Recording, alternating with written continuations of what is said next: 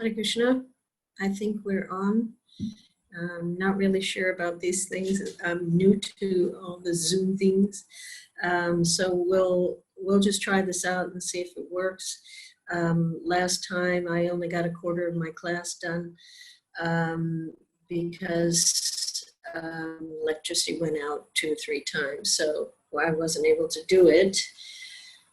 So I'm going to try it like this and we'll see how it goes. Try it again. Shardia suggested that I just go over briefly points that I made before, because probably there'll be some new people listening in. So I'll begin now.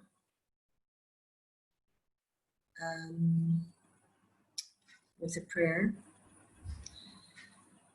Om Agyanat Vinandasya Gyananjana Slakaya Chakshuram Militam Yena Tasmai Shri Gurave Namaha.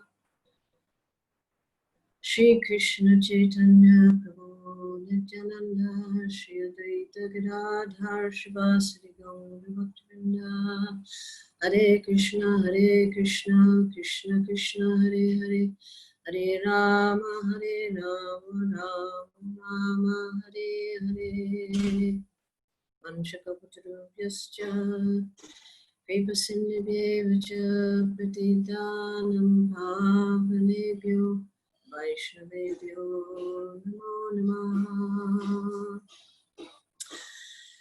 Well, the last time I started out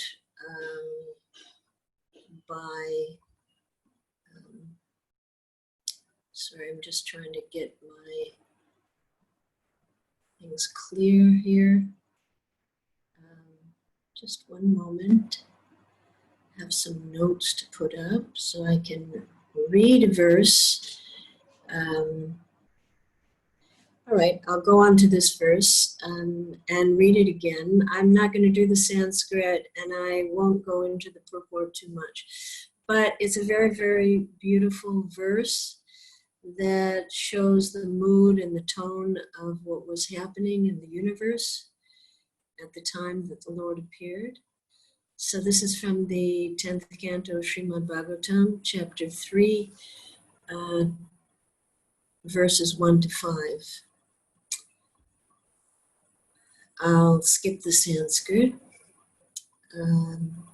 So thereafter, at the auspicious time for the appearance of the Lord, the entire universe was surcharged with the good qualities of goodness, beauty, and peace. The constellation Rohini appeared, as did stars like Ashvini. The sun, the moon, and the other stars and planets were very peaceful. All directions appeared extremely pleasing, and the beautiful stars twinkled in the cloudless sky. Decorated with towns and villages, mines and pasturing grounds, the earth seemed all auspicious.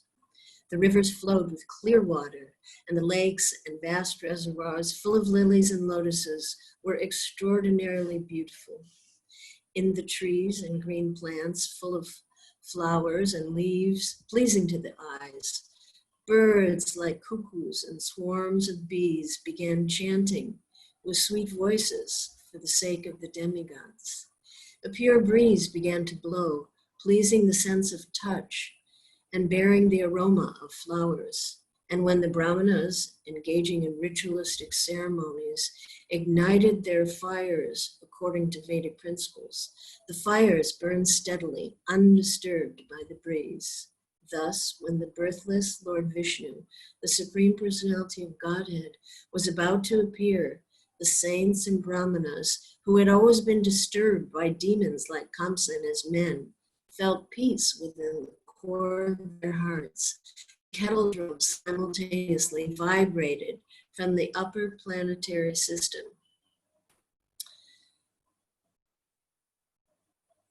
I don't think I'll read through the purport. Purport is just explaining further just how auspicious everything was, how everything was in perfect alignment for the appearance of the Lord. So it's a beautiful, very, very beautiful description of what things were like just prior to the Lord appearing in the world. And as it said a couple of times in the purport, it's everything was in perfect alignment. So we want to put our consciousness onto this wonderful event that we're soon about to experience. And as I expressed before, I think it's a great idea to have a few classes leading up to Janmashtami, because it's such an important day, and it can come and go really quick. And to take advantage, we need to put our consciousness there seriously and see how, what is it about this day that really relates to my life today and really impacts on my life. And when we know that Rupa Goswami in Nectar Devotion, he said these days are really very important to observe, really important, because as Bhaktivinoda Thakur explains that these days, in one of his songs, Madhavatiti Krishna Janani, that these days, like Janmashtami, they are the mother of devotion. That's a powerful statement. So this day is a day that, devotion could take birth in our heart if we're attentive. And I think that's what we all want. So we really want to take advantage. It's like a special opportunity that it's just, it's special on this day. There's something available that we don't want to miss out on.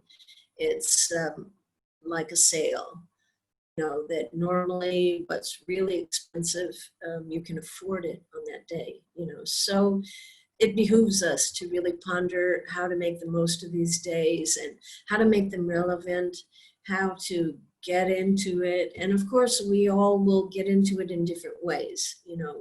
It's different for everybody, what inspires. But it is really important to think carefully about it, not let it just arrive and go on as we're just kind of passive observers of it. Because these kind of days, they can diminish into kind of or decline into just religious holidays that become like a social thing and a day for feasting. And we don't want it to just be that. We want it to be real, have a real impact on our life. And apart, of course, we will hear the story of Krishna's birth and how things happened at that time. But how what happened at that time impacts on me today, that's, something that we want to explore. So that it's more meaningful. It's more meaningful for us. So we want to look at it from a few different angles that might make it more meaningful. I mean, we know that Krishna comes to annihilate the demons, and we know the verses in Bhagavad Gita. But a lot of what's stated in Bhagavad Gita, he could do from Goloka. He doesn't have to come here. But coming here, he does. He doesn't have to kill. He can have somebody else kill the demons. But he comes personally. And I'll kind of quickly go through what I talked about last time. We just started. I want to be repetitive. But if some of you are new, the first point that I was emphasizing was that when Krishna comes, he comes and gives us his appearance into this realm, gives us another option to material life. And that is really a big deal. That's not a small thing. We're here in this, well, it's a dark place. And I was recalling how when I was a little kid, I used to lay out on the roof and I'd look up at the stars and just wonder, is it just darkness forever? where does it stop? Is there anything beyond it, And so we are in this world of birth and death that we know from the moment we're born, um, it's going to end at some point. And that everything that we work very, very hard for is going to be ripped away from us. But because we don't have any other option, we just try to ignore this, disease and death factor. And but when Krishna enters, or when Krishna sends his personal representatives, then a wonderful thing happens to us here in this dark place, is that another option opens up. The example I gave was that, like a child, when we're little, we think the whole world is our house. But then you get a little bit bigger and you realize that, oh wow, past the front gate, there's a whole nother world out there. And it's a big world out there. So, that's our situation here, that we're in this very small, dark place. And there's something so big and so wonderful outside of that dark place. And Krishna's appearing here, it changes everything for us. It totally changes everything. I mentioned about how seeing Srila Prabhupada for the first time was when that really powerful change happened for me. That when Prabhupada walked into the Detroit City Airport in, I think, 1971, none of us had seen him yet, hardly. There was just a few people there. It was the first time he visited Detroit. And when Prabhupada walked in, the impact was so powerful. It was as if the spiritual world just opened up. And at least my experience was that it was so vividly clear that there was this dark place, there was this dark matter, and there is spirit.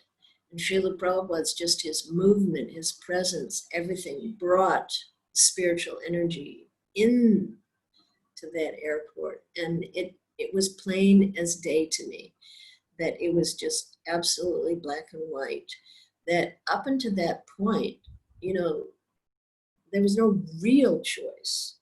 But now there was, very clearly. There's matter, there's spirit, and whole new opportunities for our lives, for love, for the future, for everything, open up.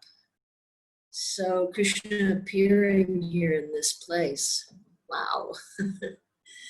Without this kindness, we really would be totally in darkness. And what if he didn't come? It's really, we really shudder to think, what if he just thought, oh, they wanted to go there, let them go, staying in Goloka. But, by him coming, everything came to us. All the knowledge, he spoke the Bhagavad Gita to explain everything about why we're here, what's the purpose, what's the goal, what are our choices. And he brought everyone with him, all his associates, so that we could see the whole history of Barsa is around his appearance and all those personalities. Srimati Radharani, he brought the Holy Dham, he brought Govardhan Hill. When you ponder it, we realize that his appearance in this world has had and continues to have an extremely dramatic impact on our lives. And that makes you feel more thankful, and it makes you really want to celebrate it. It is a cause to celebrate. It's not, just another day. It's something that we, in our hearts, we should feel, wow, thank you. Thank you for coming and giving us this option. And then it's up to us. We have the option, but we also have to choose that option every day, day by day, minute by minute. And so that Krishna comes to give us the option. That's the first point I thought would be good to meditate on for all of us.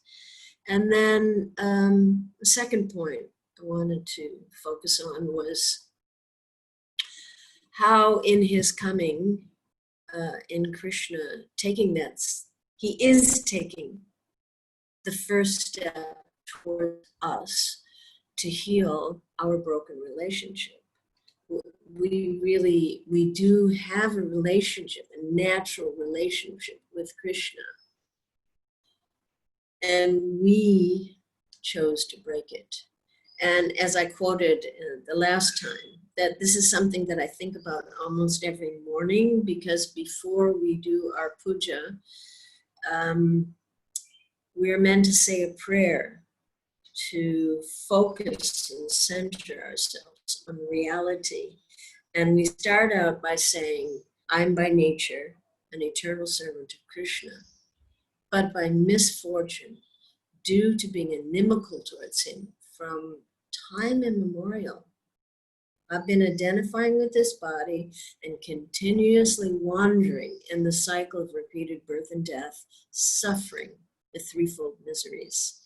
And the word in this verse that always hits my heart is inimical, due to being inimical towards him. Here you are sitting in front of your deity you're about to worship, and you're thinking, oh my God, my Lord, I have been inimical towards you from time immemorial. Taking responsibility, we are fully responsible for the breakup of that natural relationship. And usually when there's a problem in a relationship, both parties really have to look at their part in it. And, usually both have a little something they have to own up to.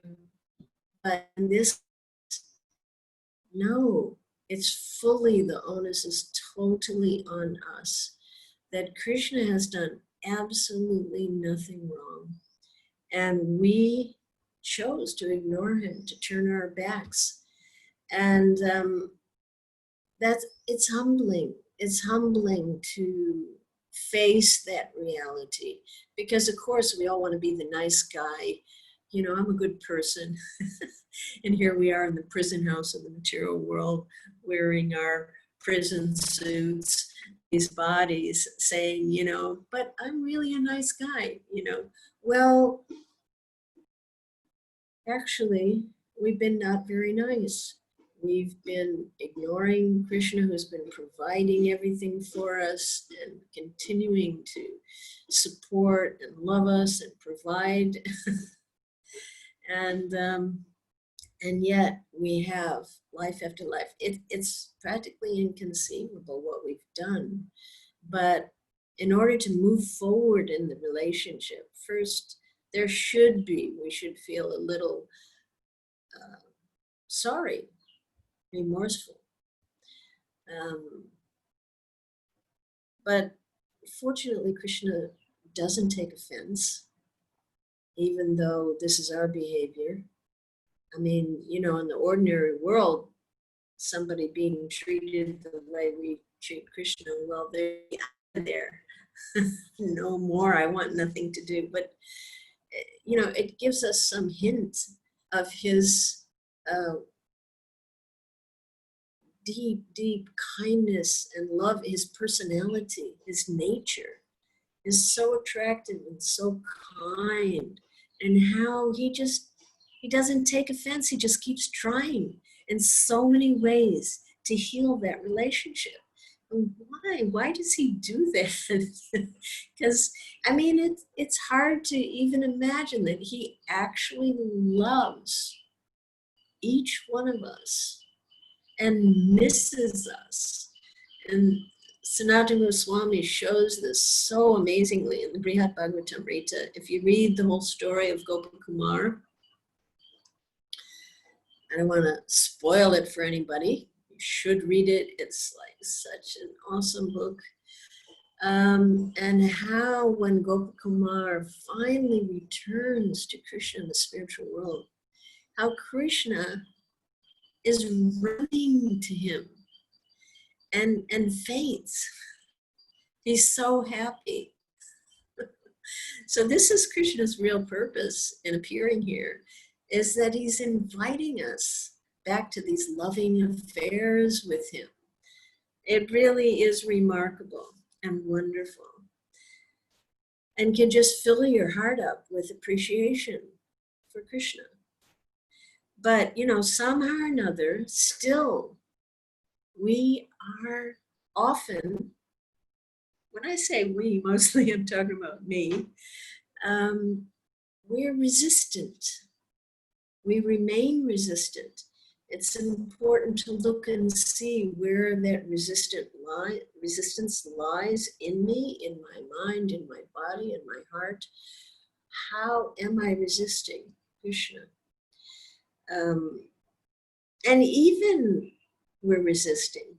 Like, I remember when I first was hearing about Krishna consciousness. I was in San Francisco, I guess it was 68, I think. And I started to feel like Krishna was literally chasing me, because everywhere I went, I was hitchhiking, and a devotee came and hitchhiked with me. Then again, 3 times when I was hitchhiking, I was dropped off in front of the temple. That just happened to be the place. The person driving dropped me. It like spooked me. After a few times, I'm like, oh my God, it's the Hare Krishna place again. I know I'm supposed to go there, but I could feel my resistance, fear. Oh, and I wondered, what is that?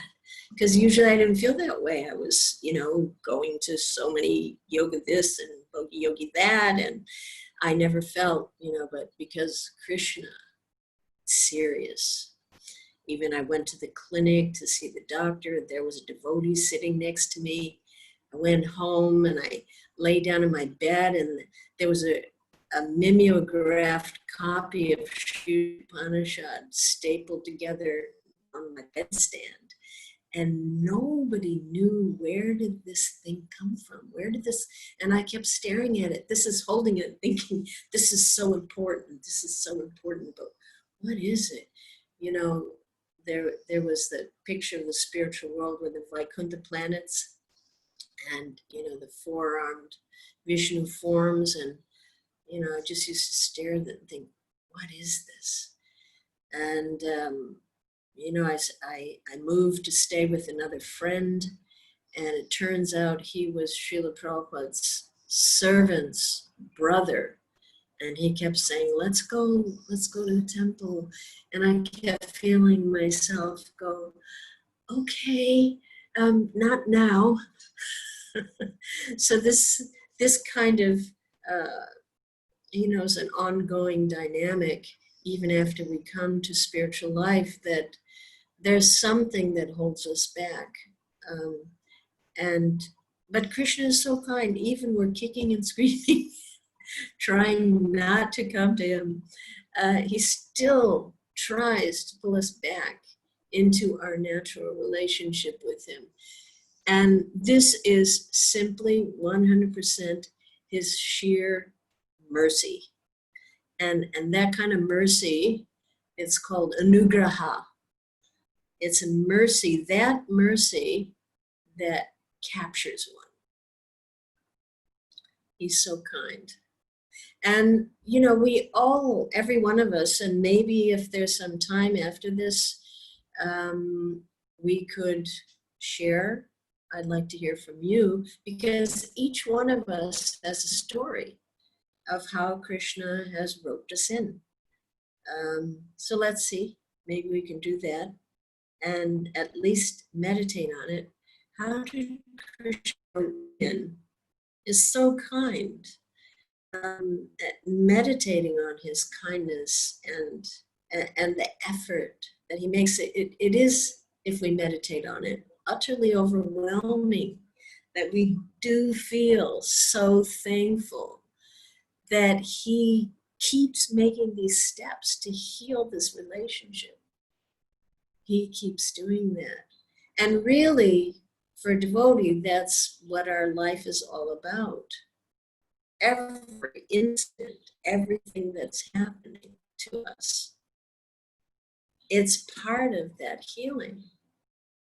I think Haridas Thakur mentioned something along this line, that in every relationship and everything that's going on in our life, it's something reflecting our original relationship with Krishna.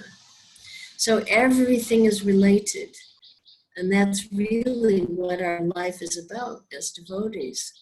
How are we going to heal and develop this relationship?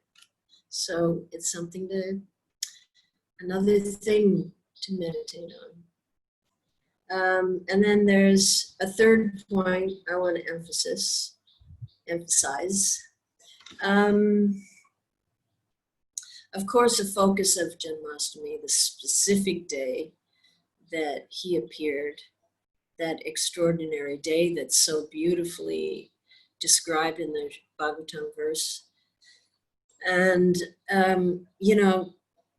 we need to, at least for one day out of the year, be very, very awake and conscious of Krishna's appearance. But of course, we should be becoming more and more conscious that, of course, Krishna doesn't just appear once. He appears again and again in many different forms. He sends his representatives.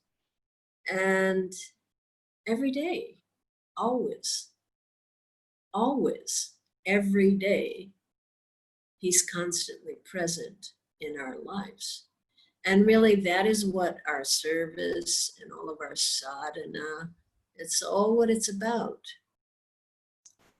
It's about just becoming more and more aware of seeing that Krishna's hand in everything, every day. Remember, I think it was Kanamakanana Maharaj said once, somebody asked him, well, have you seen Krishna? And he said, well, I have definitely seen his hand. And I know that there is a person that's attached to the hand. So if I can see the hand, I'm pretty sure the person is there. And so seeing Krishna's hand in everything, that's something we can do. And it is helpful that we meditate how and when he has appeared in our lives in so many ways, in so many forms.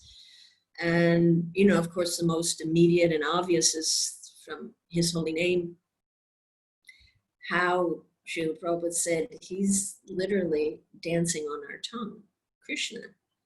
That Krishna is non-different from that name. If just we can realize, make the effort that every day there he is present in the name, and that through that name it's a portal to the spiritual realm. We're there if we can be there. And then, of course, the books, Krishna is present. Prabhupada said again and again, and so many times, he said, Krishna, these books, they are Krishna. If you read Sanatana Goswami has written some prayers, Srimad Bhagavatam, and he's written those prayers. It's like a lover speaking to his beloved, how much he loves Srimad Bhagavatam, that he's loving Krishna in the Bhagavatam. And I remember once there was a devotee who was doing books out on the street, and somebody just came running up to him, and he said, "What is that book?" It's alive. It's alive. And somehow Sankirtan devotee didn't know what was going on, but somehow Krishna had given that person the vision that, there was something really special about that book. And so he immediately wanted that alive book, so they shouldn't be dead on our shelves. They should come alive in our hands, and we read them and experience Krishna in that form. And of course, the most accessible form of Krishna that is available to us is the deity form. And now there's so many deities around the world, and we can just kind of take that for granted. But this is one of Prabhupada's biggest contributions that he made, is that you have to think that only just 50 years ago, there were no Radha and Krishna deities. I mean, rarely outside of India, anywhere. And now they're everywhere by Srila Prabhupada's grace. And he has made Krishna so accessible to us. And it's a fact that, in the early days, especially Srila Prabhupada gave the ladies the worship of the deities as a special service for them. It's not exclusive, but really in the early days, most of the head pujaris were ladies. Jamuna, Gauri, Leela Shakti, many, Shilavati, trained by Prabhupada. As Prabhupada saw us ladies, Western ladies, a little bit like, I think he said one time, different species of life, very different from what he was used to in India, ladies that he had grown up knowing. But Srila Prabhupada he just thought, so how to engage them? And, very often women do like, they like nice cloth and jewelry and beautiful things and creating beauty. So Prabhupada engaged us so perfectly, and how it was so natural for us to really love the deities. Really develop a relationship with the Lord in that way. It's so special. And myself, I had my service for many years in the 70s and 80s especially, was that I would oversee the carving of many deities, because in those days, 70s, 80s, through the 90s, a lot of temples were opening, and so deities need to be made, and outfits and paraphernalia. So I became kind of a buyer that went to India all the time, spent half of my time in India for many, many years. And I would go to Jaipur and go through this experience of, you're getting a big chunk of marble and, putting a pencil drawing on it, and slowly Krishna appears there, and then packing him, shipping them off, bringing them out, doing the installation is absolute magic, the whole thing from beginning to end. So wonderful how, seeing how Krishna appears. When you're in Jaipur, you see the guys are sitting on top of the marble and they're banging and, doing all these things, because Krishna isn't there yet. And then, when he's on the altar, and then how he's there and how he's present. And so taking advantage of, developing our relationship with Krishna through the deities that are now all over the world. It's so extraordinary. And of course, the biggest way of seeing Krishna every day is through his devotees. And that is how we see Krishna generally. It's through the devotees.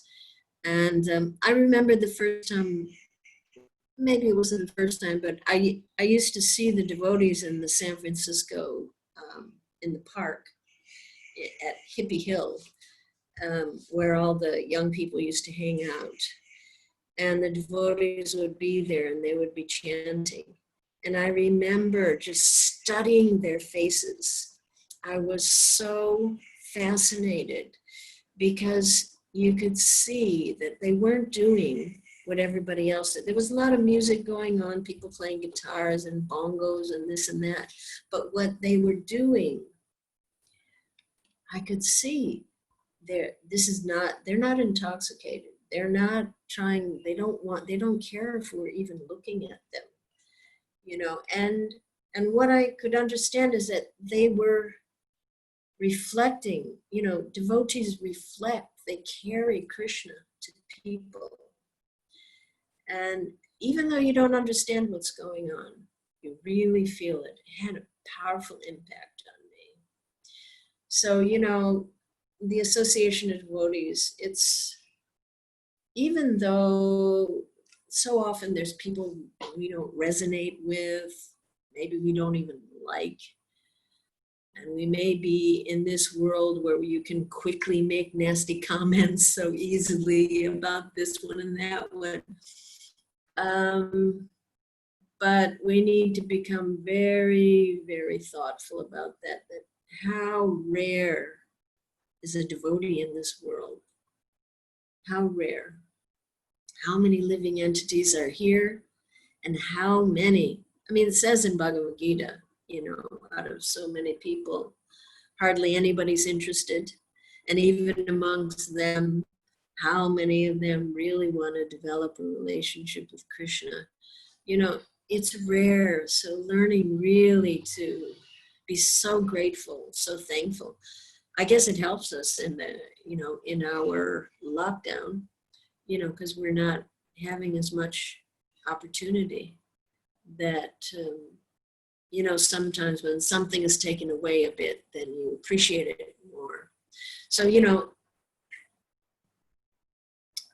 we just can't take Krishna's appearance in any of these forms for granted. He's appearing. And basically, it is the job description of a devotee, is that we're just trying to see Krishna. That's what we do.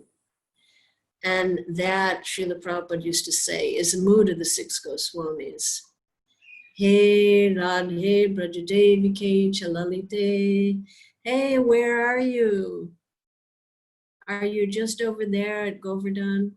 And interesting, they never think, oh, I have found him.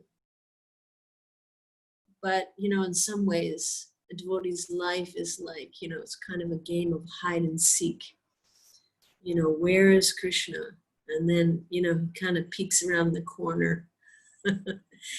And, there was some kid's game, where is Waldo or something, where, you're just trying to find Waldo, So that's kind of, this is a devotee's life. Of course, it's a waste of time looking for Waldo, but searching for Krishna, just the searching is the jackpot. You're there, so that's actually how devotees are, how our life is different. It looks, for many of us, it looks the same. You go shopping, get married, you have a job, drive in your car. It's not necessarily visible that we're very different, but we are very different because internally we're always searching and we're always thinking, what's Krishna doing? What is he showing me? And in this way, we're in the world, but we're not of the world. And it makes us different. Our lives are very different because we're searching. We're searching for Krishna. Internally, it's a big difference. Now, granted, it is not always so easy to see Krishna in our lives, or sometimes we don't even feel him. Sometimes he seems like totally hidden to us. But he's like that. That even when he was personally present, when he appeared in this world, very few people actually saw him. They didn't see him. He was personally there, Supreme Personality of Godhead. But according to our adhikar, according to what we're qualified, Krishna shows himself. I think in the purport, Prabhupada said, by his own sweet will, he shows himself. And even that is the case, like you take even Lord Chaitanya's associates, when Lord Chaitanya appeared, even his intimate associates, they didn't see him. And for years, Nimai was right in front of their face, Srivasa, Advaita Gadadhar, all of them. And they couldn't see. Because if he doesn't show himself, even the greatest souls can't see him. But when he, at some point, Mahaprabhu decided it's time. And it's so interesting, these sections of the Madhyakanda of Chaitanya Bhagavat, especially, where he's gradually revealing himself, particularly this Mahaprakash Leela. I think that's in the Madhyakanda around chapter 9, 10, 11. So one day he sits on the altar and he starts to show who he is. And he starts to show each one of the devotees how he was always there for them during their lives and how he was always aware of what was going on with them. So one by one, he would call and he'd say, don't you remember when? So he called like, Srivas, come before me. Do you remember when you were at the ashram of Devananda Pandit? Now this is when Nimai was a small boy.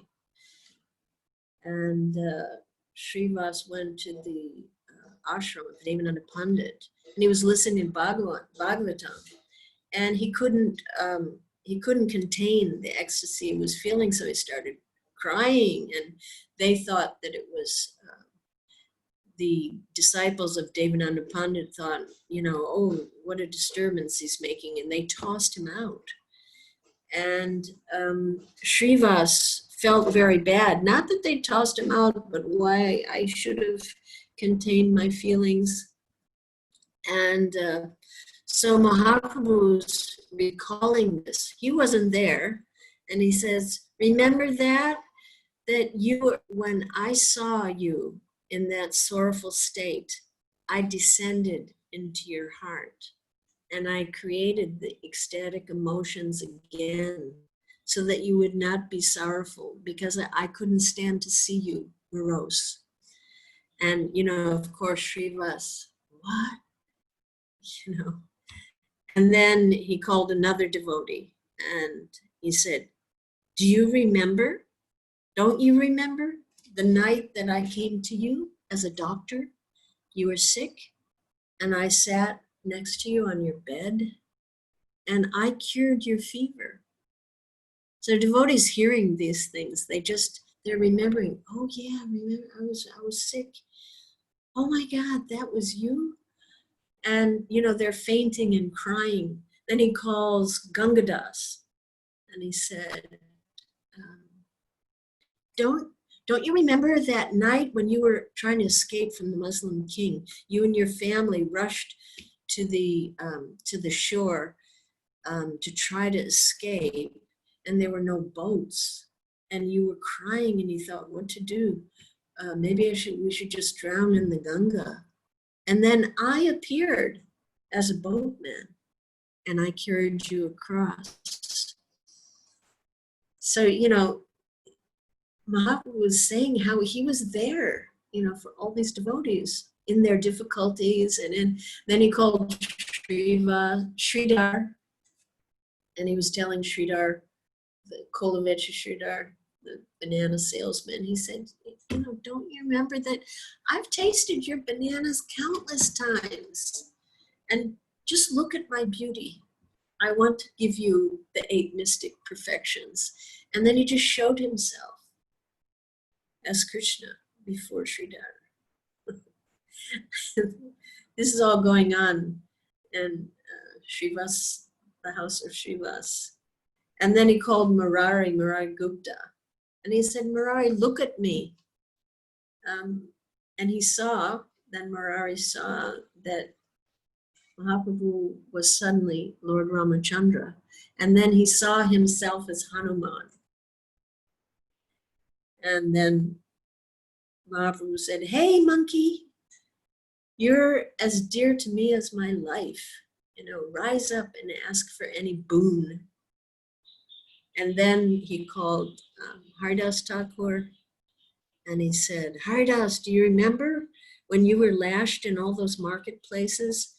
I took my Sudarshan and I wanted to sever the heads. I came from Vaikuntha and I wanted to sever the heads of those rascals who dare to harm my devotee.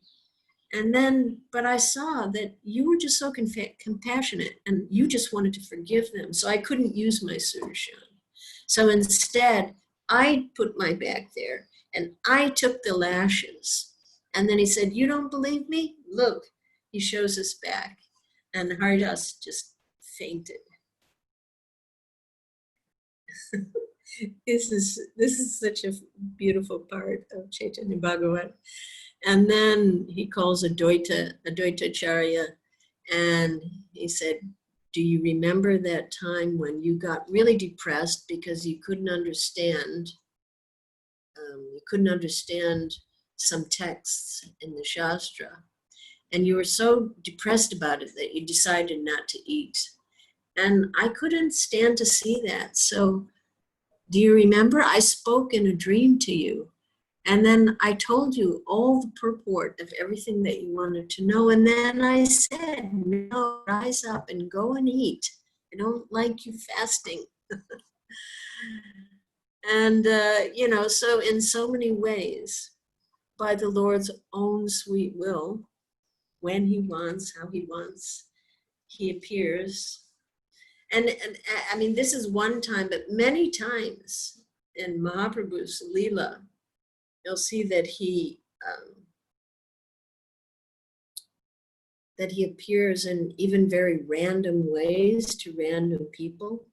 Like one time, this is long before he manifested himself and showed himself. He was Nimai Pandit, and one of his students was Vijay. Vijay the penman, they used to call him, because he used to copy books. He had a beautiful handwriting, so he would copy books for Lord Chaitanya, who was Nimai then.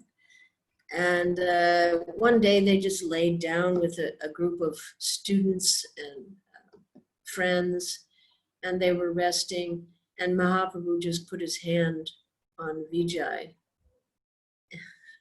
And when he did that, Vijay suddenly saw Mahaprabhu, expand himself, and he was covered with jewels, and this massive form of Mahaprabhu appeared before him. And he just screamed out, oh my God. And then Mahaprabhu put his hand on Vijay's mouth, and, he said, shh, don't say anything. don't tell anybody what you saw here. And then everybody woke up because Vijay was like freaking out. And 7 days he just wandered like a madman, and all the devotees would go, oh, I wonder what happened to Vijay. And Lord Chaitanya would go, yeah, I wonder what happened. Maybe, something to do with Ganga, or maybe his deity. Who knows? So these are just beautiful stories that I really like, of how the Lord shows us how, he's always there, and he's always aware, and he's there for his devotees. It's very personal, and it's very individual. And there's a beautiful verse by Rupa Goswami, and I think it's from Padyavali. I'll say that verse because it's beautiful. Tamasi ravir ivojan majitam plavanam plava ivatristanam svaduvarshiva mega nidhiriva nidananam tivraduka mayanam bishaki vakushalam nadatu mayati shorihi. And the translation of that is that the Supreme Lord, who is like a sun rising in the darkness, like a boat to the drowning, like a sweet rain cloud to those dying of thirst, and like fabulous wealth to the poverty-stricken, and like an infallible physician to those inflicted with the most painful disease, he has come to grant auspiciousness to us. It's a beautiful verse. And, so he is there. He is there for us, and he continues to do this in so many ways. And maybe, maybe not in such a dramatic way as Chaitanya Bhagavat stories, but for sure, he appears to us also. And sometimes we see and sometimes we don't. But we should rest assured that when the time is right, which is the point of the verse that we read, when everything is in alignment, he will appear in his own unique way. And how he appears is going to be widely variegated. And maybe when he appears, it's not even going to be fun, or it could be painful, or it could be extremely difficult. But if we see him, then we'll be satisfied. And, as it says in this verse, that he appears of his own sweet will. We can't crash the gate. We can't push our way in. That when he chooses, he will show himself to us in many ways. But patience is required. And you see, like Srila Prabhupada was like such an example in this way, that he, throughout his whole life, his intention was to fulfill the mission of his spiritual master. And his whole life, he was hindered in doing that. But he never lost heart. He said then, I never lost heart, I never lost enthusiasm. That he knows when the time is right. And that's what happened. Had Prabhupada come to America, 30 years before, it wasn't, the timing wouldn't have been right. So we have to rest assured that things will unfold perfectly by Krishna's time. And so it doesn't mean we sit and wait, but, enthusiasm is also very much required. And, that we have to do the work to show that we have to make the heart suitable place for Krishna to appear. For Krishna to appear to Vasudeva. Vasudeva did long penance and meditation and austerity for a very, very long time. And during that time, he lost 6 of his sons, died. And those sons, they represent Kam, Krodh, Moha, Lobha, Matsarya, lust, anger, greed, illusion.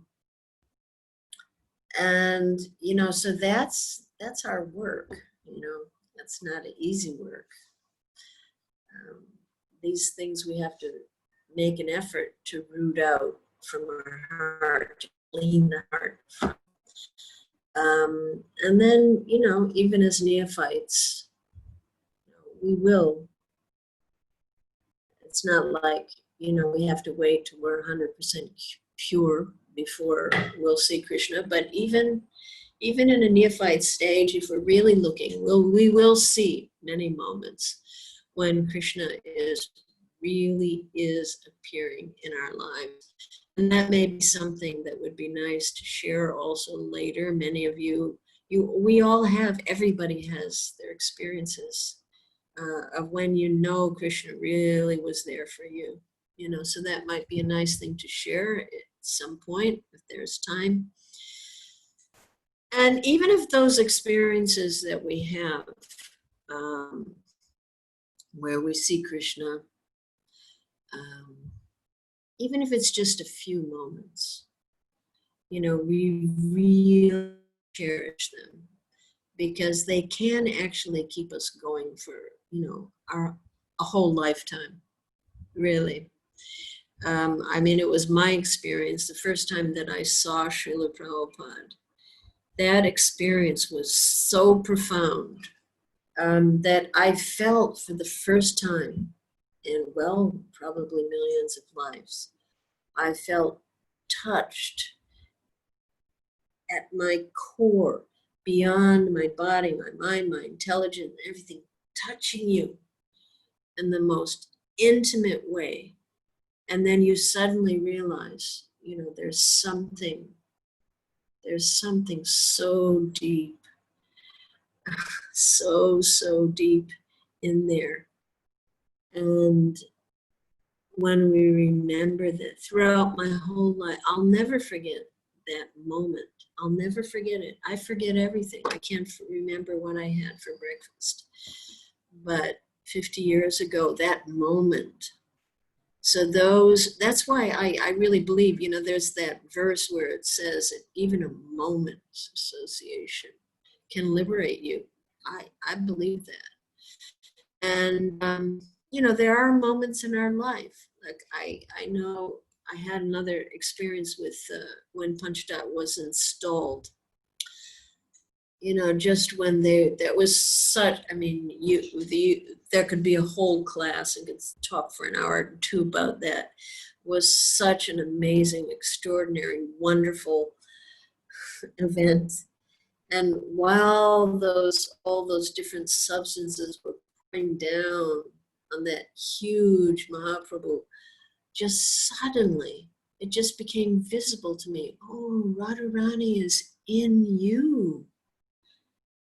It was like, just for a moment, the curtain is drawn back and we actually have an experience of things, we hear about, we talk about, we read about, we theorize about, but just on a rare occasion, at least for myself, it's a rare occasion, something so profound happens. And those few, even if it's just, few things, it makes your whole life worth living, and it makes your whole life meaningful. So, this is a point, this is the goal, that gradually, gradually Krishna will appear more and more frequently in our lives until, for Mahabhagavat, he sees Krishna appearing every day, every moment. And so every day is a celebration of his appearance, every day, of joy, of wonder, of amazement, of seeing Krishna all around. I mean, it's something to look forward to sometime, somewhere in the future. And, in this way, our lives can become like the description above, that beautiful description of what it was like when Krishna appeared, not necessarily externally, but internally, the environment in the heart, it becomes beautiful. And I can't think, there's a really nice verse in Bhagavatam like that explains how the heart of a pure devotee becomes clear and clean and peaceful and joyful, and everything is auspicious and in alignment all the time. Internally, it doesn't mean externally everything is that way, but by changing that internal environment in our heart, well, that's the real environmental cleanup that everybody wants to do. But without the internal cleaning up, it isn't going to happen externally. Because why? Because those dirty things, lust, anger, greed, they're still there in the heart. And so they will manifest externally. So when the heart gets clean, that will radiate outward, and it will positively impact on others. People will feel that, and they'll feel that you're carrying Krishna, and it changes our lives, and it changes other people's lives. And then the focus becomes more on helping others, and even the external environment itself can be changed by pure consciousness, by a pure devotee. It's not an exaggeration or sentimental. It's very real and very practical. Like when Srila Prabhupada walked into the airport in Detroit, it became Vaikuntha. I mean, so many devotees have described these experiences that I know it's not just something in my own head, but that we really were transported. We experienced, it seemed like there was something very dark in the distance, and we were in this Vaikuntha bubble. And Srila Prabhupada just created that by his presence. He transported us. And then that was what he wanted us to do. That was a point of building temples, and was to create dhams everywhere, so that people could feel that. They could come in, and people do sometimes. I remember the first time I walked in the temple, I was like, whoa, where am I? I'm in a different realm. And so that is the idea. And, that the consciousness of a pure devotee, the heart, is so intensely in love with Krishna that they actually change the environment around them. Like Srila Rupa Goswami, when he was riding in Terkadamba, he sometimes would be in the mood of separation, and his feelings would ripple outwards so powerfully that the leaves on the trees would dry up and fall down. And then sometimes he was in the mood of meeting the Lord's, Radha and Krishna's meeting, and then everything would blossom. And so the heart is where it's all happening. And as consciousness develops, we feel Krishna's presence more and more in our lives, and we feel more and more blessed, and we know that we're not alone, and we feel loved. And then naturally our attention turns of how to share, how to act as an agent to help Krishna appear, because that's his mission here, to help him appear in the hearts of others. And of course, that is the most fulfilling activity in the world.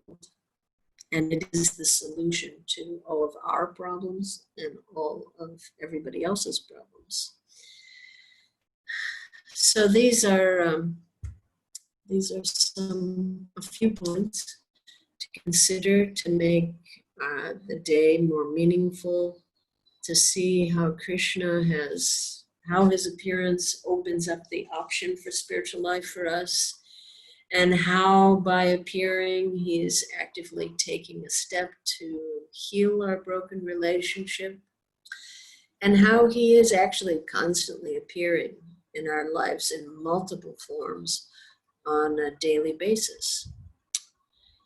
So maybe some of these points will be helpful in taking advantage of the day of Janmashtami and going deeper into the day so that we can, worship and honor and serve the Lord with, deeper awareness and more feeling and a greater sense of gratitude of how Krishna has appeared in my own life.